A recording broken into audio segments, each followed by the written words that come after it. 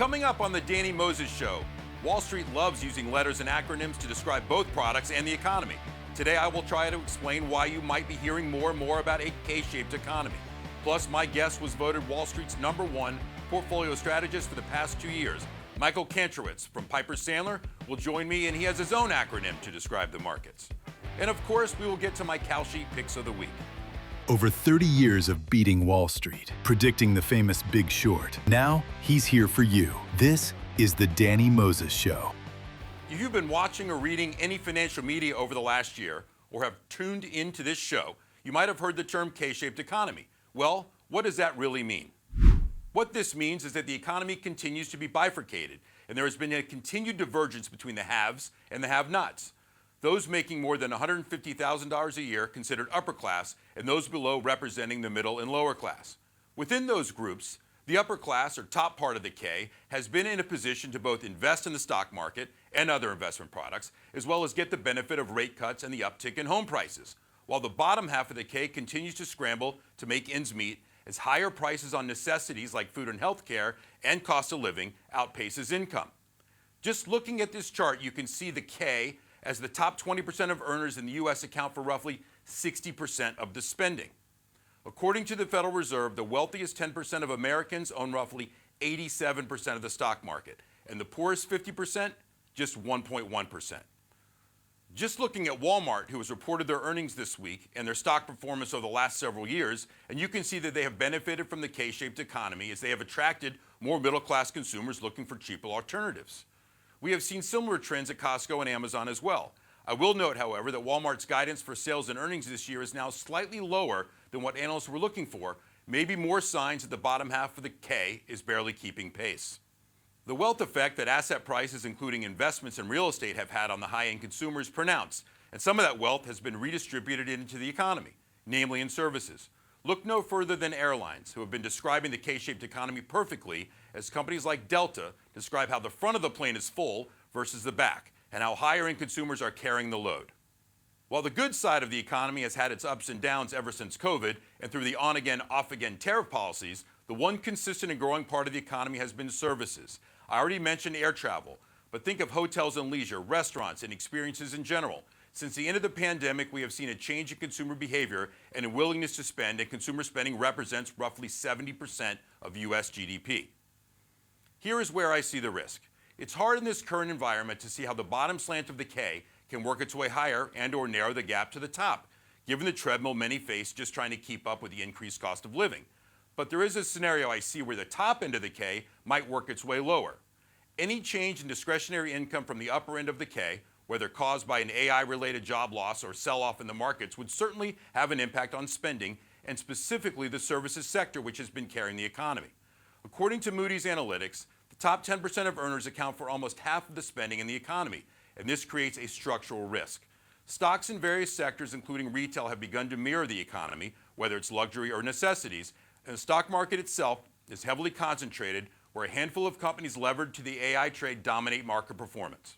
While other letters have been used at various times to describe the economy, like U and the infamous V-shaped recovery we saw post-COVID, I am concerned the current K-shape might lose a bit of its upper slant and at the very least turn into a lowercase k from the capital K. When we come back, I sit down with Michael Kantrowitz, Chief Investment Strategist and Head of Portfolio Strategy, Piper Sandler, who has his own letters to describe the economy. The Danny Moses Show is sponsored by Kalshi.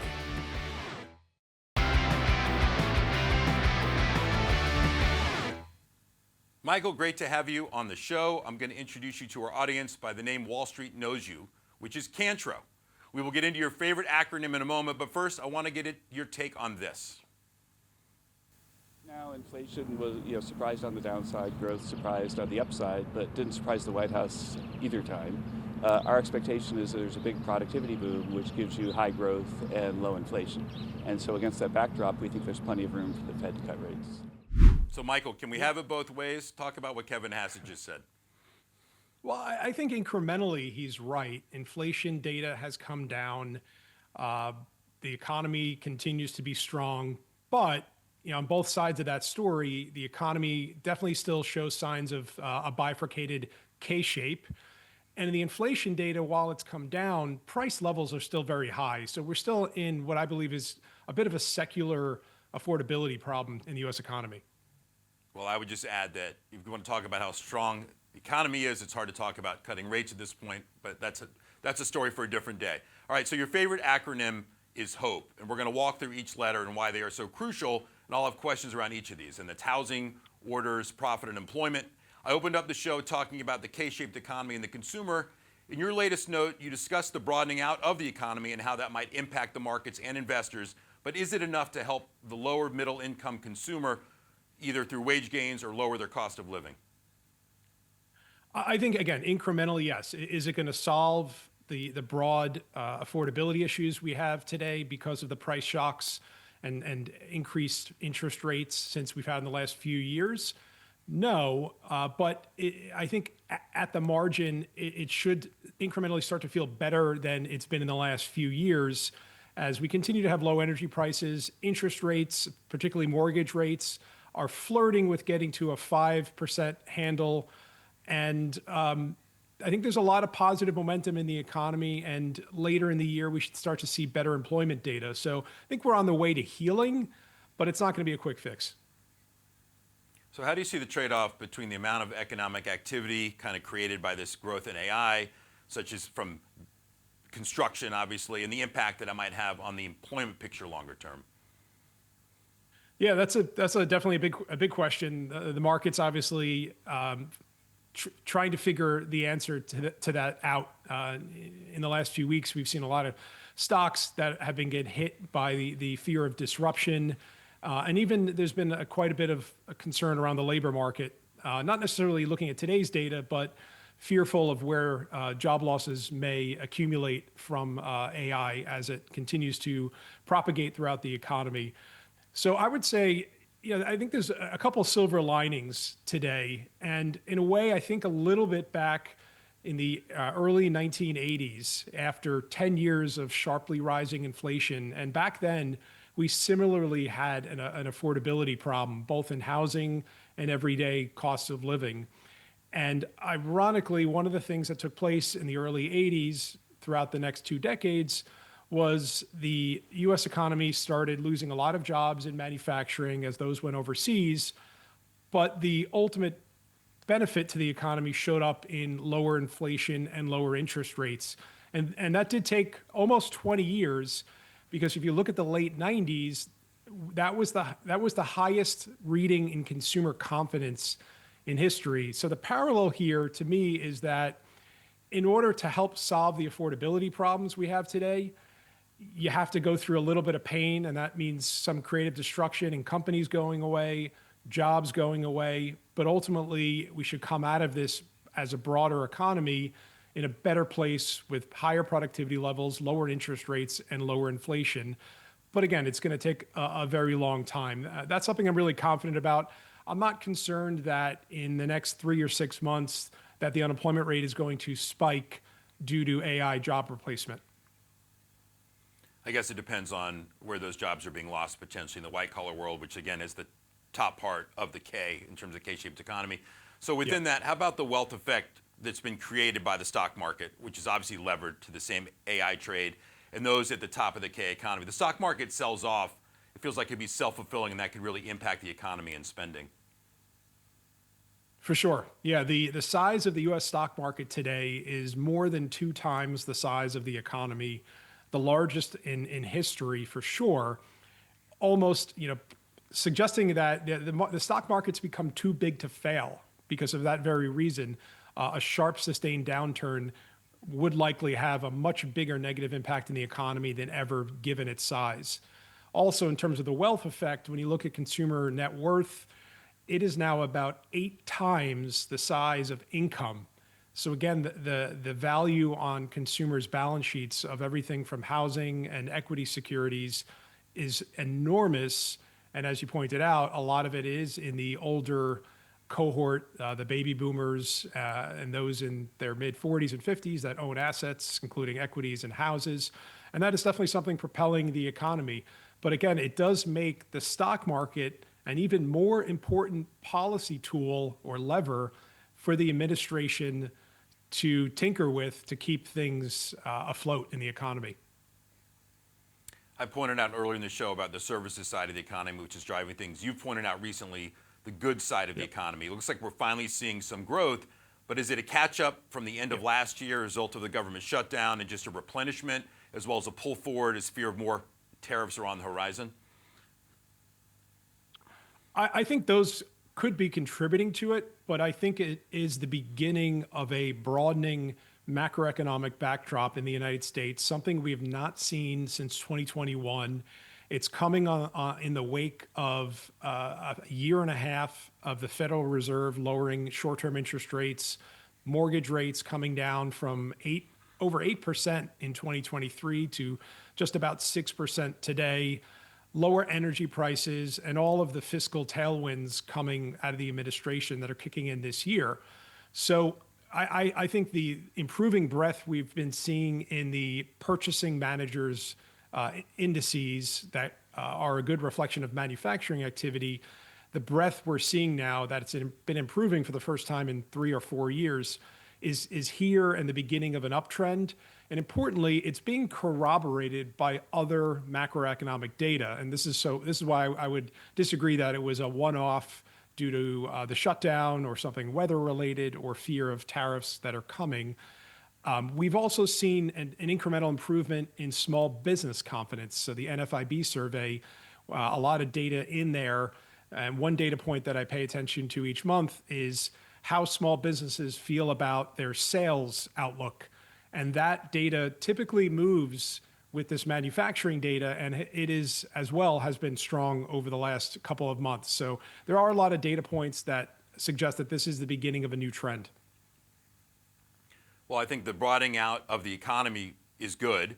I just don't think people own the stocks outside of kind of tech and AI right now. So would the fear be you reallocate into these other sectors, potentially the tech kind of stocks sell off, which is where the wealth effect kind of is? What does that look like? And follow-on question to that, Michael, is the fact that rates, 10-year yields, let's say, certainly the economy can handle rising yields to a degree. Is there a level where you would start to be concerned, or as long as rates are going up for the right reasons, it's not an issue?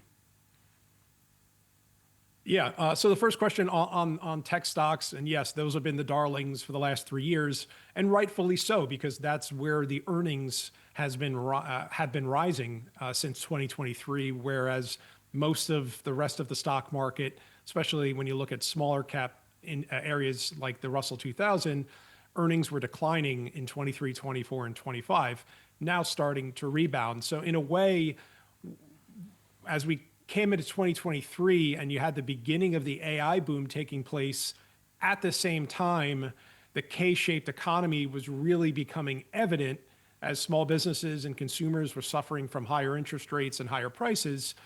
3 years later now, I think we're beginning to unwind on both sides. There's increasing fear of too much CapEx in the AI space, as well as disruption in many of the more expensive areas of the market like software. And on the bottom leg of the K, we've seen lower interest rates, lower energy prices, and we're beginning to see that reflected in better housing data and better manufacturing data and better, broader earnings data. So to me, this rotation makes sense. It's something we called for beginning first and last September. And the data we continue to see gives us confidence that it will be sustained, unlike many of the periods of the last 3 years where you had 3-4 weeks of the market broadening out and small caps working, and then it all failed. The difference today is that move in the rotation of the market, especially from the cyclical and more value areas of the market, is coming from improving earnings and macroeconomic fundamentals for the first time. Your second question on interest rates, certainly we could withstand higher rates from here, but if mortgage rates start to move up too sharply, you really kill the opportunity for housing to incrementally continue healing and likely take out some of the tailwinds from a sustainable period of expansion in manufacturing and transportation in the economy. So lower rates is certainly what has got us here.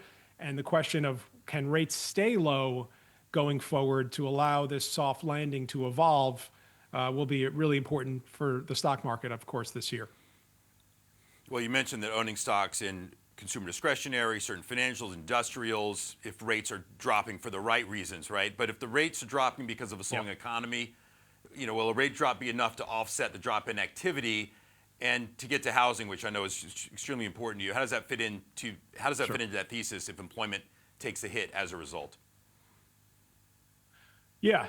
So in the last 2.5 years, the Fed has cut interest rates and the 10-year has declined, I would say largely in part due to the labor picture softening and the unemployment rate moving higher.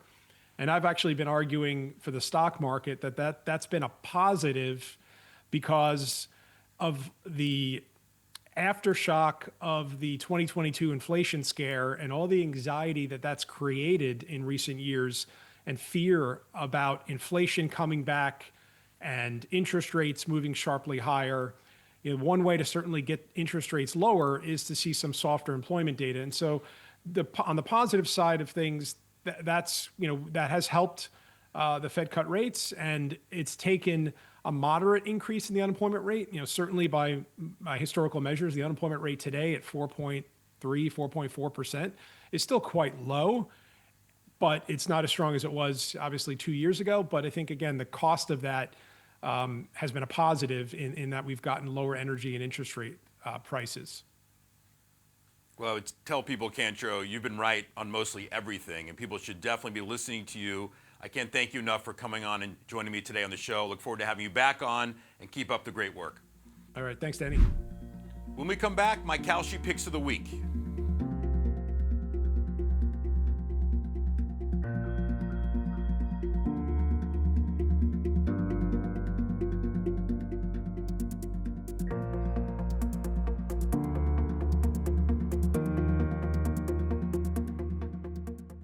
The Danny Moses Show is sponsored by Kalshi.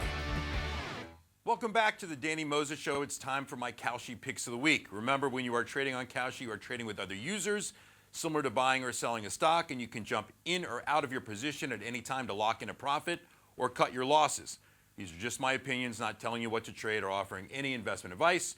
Before I get to my picks this week, it is worth highlighting that the Federal Reserve just issued a research report titled Kalshi and the Rise of the Macro Markets, and said this: our results suggest that Kalshi markets provide a high-frequency, continuously updated, distributionally rich benchmark that is valuable to both researchers and policymakers. Take that, economists.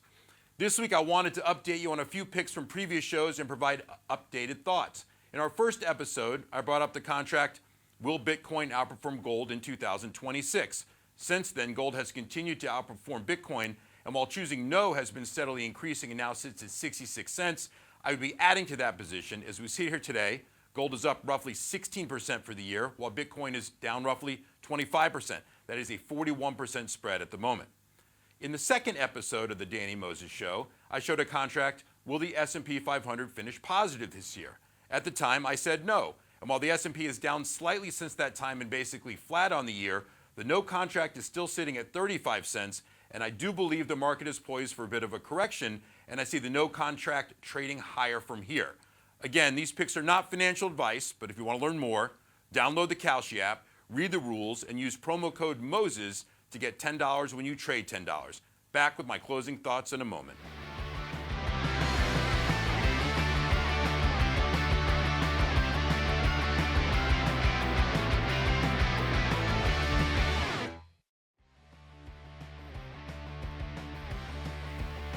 Thanks again to Michael Kantrowitz for joining me on today's show. I hope you enjoyed this episode, and regardless of where you sit within the K of this economy, you have a better understanding of what's driving the markets. Please tune in next week for a special State of Union episode of the Danny Moses Show, and then another episode of the Danny Moses Show on Friday. In the meantime, you can follow me on various social channels or go to DannyMoses.com, where you can find links to my latest posts and appearances, including the What Are We Doing Substack I co-author with my fellow Big Short partners. And watch these episodes anytime on scripsnews.com/Danny Moses. So until then, I will keep an eye out in the markets for what everyone is talking about, what nobody is talking about, and what I think matters most to you. I'm Danny Moses.